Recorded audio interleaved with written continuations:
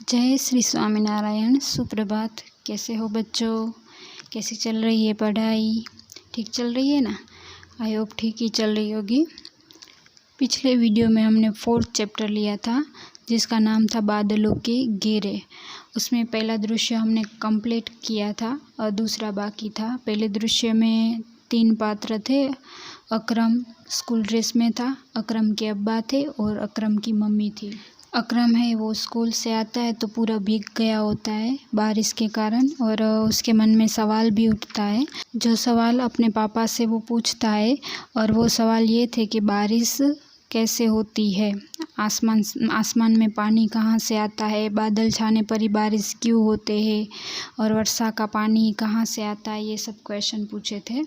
तब उसके पापा है वो कहते हैं कि पहले जो गीले कपड़े हैं वो बदल दो, उसके बाद में आपके सभी क्वेश्चन का आंसर दूंगा। अब दूसरा दृश्य स्टार्ट होता है। मंच पर रसोई घर, लोहे की एक मेज पर गैस रखी हुई है। अकरम की अम्मी कुछ पका रही है। एक ओर से अकरम और दूसरी ओर से उसके अब्बा का प्रवेश होता है। अब मंच पे मतलब स्टेज पे क्या है, रसोई घर है पूरा, मतलब किचन है, और उसमें गैस भी है और अकरम की मम्मी है वो कुछ पका रही है, ठीक है। और अब उस रसोई घर में कौन आता है, तो अकरम एक ओर से आता है और एक ओर से उसके अब्बा, दोनों प्रवेश करते हैं। अब अकरम बोलता है, जी अब्बा अब बताइए। तब अब्बा बोलते हैं, तुम्हारे सवालों का जवाब है बादलों से। अब पूरा जो क्वेश्चन किया था उसका जवाब बादलों से। अब वो कैसे, वो सब कुछ उसके अब्बा है वो आगे समझाएंगे। तो आगे का अब अकरम बोलता है, लेकिन बादलों में इतना पानी कहाँ से आता है। जो जवाब था उसमें भी उसका क्वेश्चन है। आपको भी ऐसा लगता होगा ना, कुछ बादल में से ये पानी कैसे आता होगा, ये सब। तो ये यहाँ पे भी आपके जैसा बच्चा ही है। आपको जो क्वेश्चन हो रहे हैं ना, उस वैसे ही क्वेश्चन यहाँ पे अकरम को भी हो रहे हैं। तो उसके जवाब इस चैप्टर में आपको भी मिल जाएंगे, ठीक है। फिर अब्बा बोलते हैं, तुम इतना तो जानते ही हो कि तालाबों, नदियों और समुद्रों में पानी होता है। सूर्य की तेज गर्मी से यही पानी भाप में बदल जाते हैं, फिर भाप आसमान में जाकर बादल बन जाती है। यहाँ पे उन्होंने पूरा समझाया। हमें पता है, आपको भी पता है, तालाबों, नदियों, समुद्र में क्या होता है, पानी होता है, ठीक है।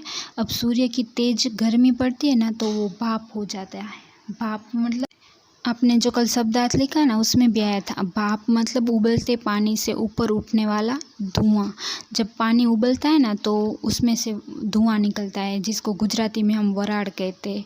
तो ऐसा धुआं निकलता है और वो आसमान में जाकर बादल बन जाता है। फिर अकरम बोलता है, अब्बा भाप बादल कैसे बन जाती है। अब उसको उसमें भी क्वेश्चन आया कि भाप है वो बादल कैसे बनती है। तो अब्बा उसका जवाब देते हुए कहते हैं, भाप हवा से हल्की होती है, हल्की होने के कारण यह ऊपर उठती है, ऊपर होती है ठंड, ठंड से ही भाप फिर से पानी की नन्ही नन्ही बूंदों का रूप ले लेती है। बादल ऐसी ही नन्ही नन्ही बूंदों का समूह है। तब उसके अब्बा उसको समझाते हैं कि भाप है हवा से हल्की होती है, ऊपर उठते ही, और ऊपर तो ठंड होती है तो भाप में से नन्ही नन्ही बूंदें बन जाती है, और ऐसे ही बूंदों का समूह होता है, वो होते हैं बादल। बहुत सारे ऐसे बूंदें होती है तो वो बादल कहलाता है। फिर अकरम बोला, अब्बा मैं कुछ समझा नहीं। तब अब्बा उसको समझाते हैं, गैस चूल्हे की ओर इशारा करते हुए, वहाँ देखो वहाँ क्या हो रहा है। अब गैस में चूल्हे के ऊपर कुछ रखा था, उसकी ओर इशारा करते हुए अब्बा ने बोला, वहाँ पे देखो। अकरम, माँ चाय बना रही है। अब उसका जवाब दिया कि माँ क्या कर रही है, चाय बना रही है। अब्बा, ठीक चूल्हे पर क्या रखा है। अब चूल्हे के ऊपर ठीक क्या रखा है वो देखो। तो अकरम ने जवाब दिया, चूल्हे पर केतली रखी है। केतली मतलब चाय बनाने का वो आता है, जैसा आप पिक्चर में यहाँ पे देख सकते हो। अब्बा, और ध्यान से देखो केतली के आसपास क्या हो रहा है। अब केतली के आसपास क्या दिख रहा है तुझे, वो ध्यान से देखो। तो अकरम बोलता है केतली के मुंह से भाप निकल रही है, भाप ऊपर की ओर उठ रही है।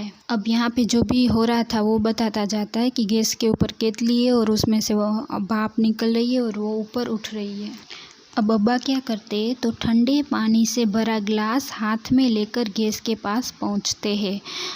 अब इसे देखो, मैं ठंडे पानी से भरे इस ग्लास को भाप के पास ले जा रहा हूँ। अब वो क्या करते हैं, एक ठंडा पानी का ग्लास लेते हैं और वो भाप के पास लेके जाते हैं और अकरम को भी दिखाते हैं कि देखो अब क्या हो रहा है। उसके बाद दूसरे पेज में अकरम बोलता है, हाँ मैं देख रहा हूँ, पर आप ऐसा क्यों कर रहे हो, मतलब मैं देख तो रहा हूँ पर आप कैसे ऐसा क्यों कर रहे हो। तब अब्बा बोलते हैं, ध्यान से देखते रहो, सब कुछ अपने आप समझ में आ जाएगा। मतलब ध्यान से देखो मैं क्या कर रहा हूँ, अब तुझे सब कुछ समझ में आ जाएगा। अब्बा कुछ देर तक गिलास को भाप के पास पकड़कर खड़े रहे। अकरम देखता रहा। उसने देखा कि गिलास पर से पानी की बूंदें टपकने लगी। अब क्या होता है, तो अब्बा है वो थोड़ी देर ऐसे ही खड़े रहे, तो फिर उसमें से वह जो भाप निकली ना वो ग्लास के पास आई ना, तो उसमें से पानी की बूंदें बनी और फिर वो टपकने लगी। फिर अकरम बोलता है, अरे वाह अब्बा, यह रहस्य मेरी समझ में आ गया है। जब आप गिलास को भाप के पास ले गए थे, उसके कुछ देर बाद गिलास पर से पानी की बूंदें टपकने लगी थी। इसका अर्थ यह हुआ कि भाप ठंडक के प्रभाव से पानी में बदल जाती है। अब उसको समझ में आ गया कि ठंडा है गिलास, इसलिए वहाँ पे जाके पानी की बूंदें बन जाती है भाप में से और फिर वो टपकने लगती है और इस तरह से बारिश होती है। फिर क्या हुआ, तो अकरम खुशी खुशी मंच से उतर जाता है। मतलब ये हमारा नाटक है वो ख़त्म होता है, तो अकरम चला जाता है खुश होकर और फिर पर्दा गिरता है। मतलब ये पूरा हुआ आपका नाटक। कैसे लगा, समझ में आया?